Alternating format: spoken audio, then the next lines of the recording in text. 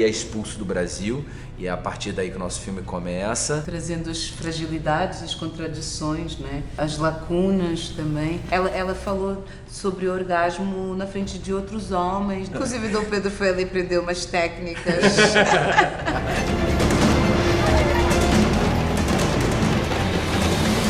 Te vejo no inferno.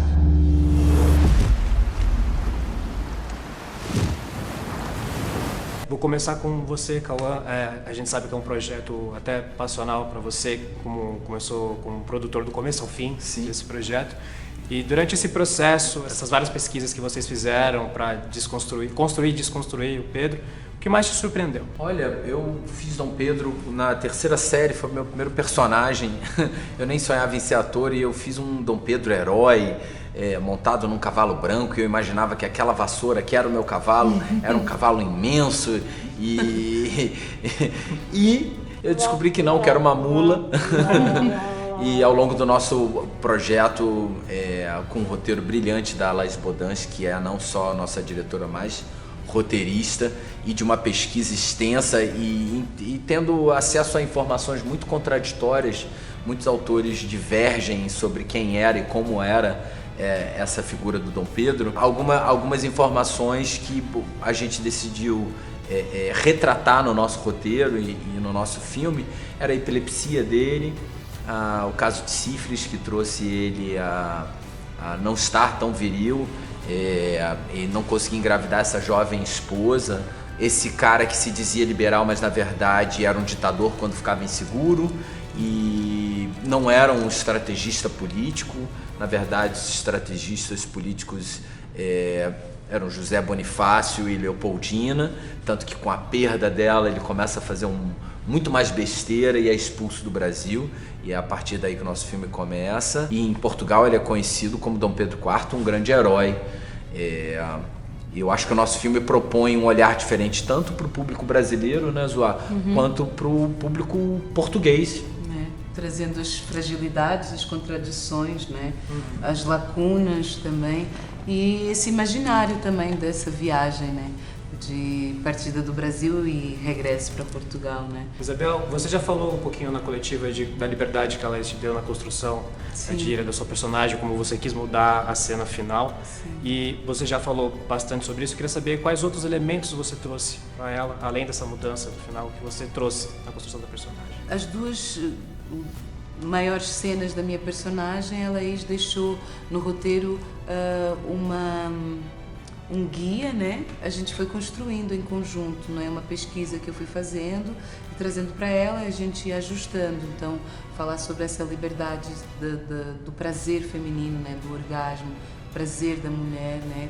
O orgasmo como sendo sagrado e sendo integrado dentro do cotidiano, né? Natural, falando né? De forma natural, assim, sem peso, sem muita força, né? Sendo uma coisa natural, de conversa, sem raiva, de né? partilhar sem raiva, né? Porque acho que isso faz muita diferença, né? Ela falou sobre o orgasmo na frente de outros homens, na frente de outras mulheres e de uma forma muito respeitosa, né? As pessoas escutaram, inclusive o Dom Pedro, né?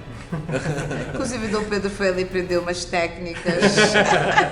Como foi o desafio de construir essa história sobre o Pedro, mas mesmo assim falando tão bem de todos esses personagens em volta, que só acrescenta a narrativa?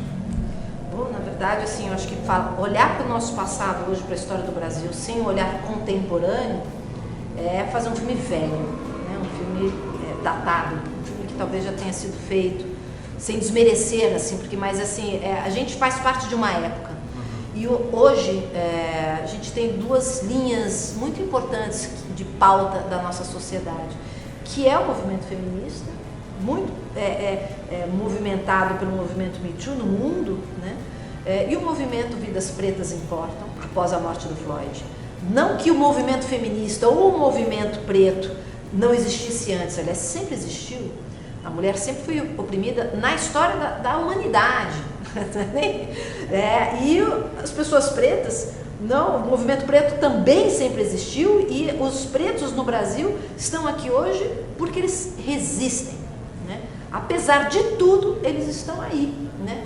Então, essas duas pautas eram importantes refletirem nesse personagem do Dom Pedro, nessa história contada naquela época daquele Brasil. E para isso, precisava que os outros personagens, para além do Pedro, deste Dom Pedro, também tivessem nome, uma história, um desejo, uma dor, uma trajetória.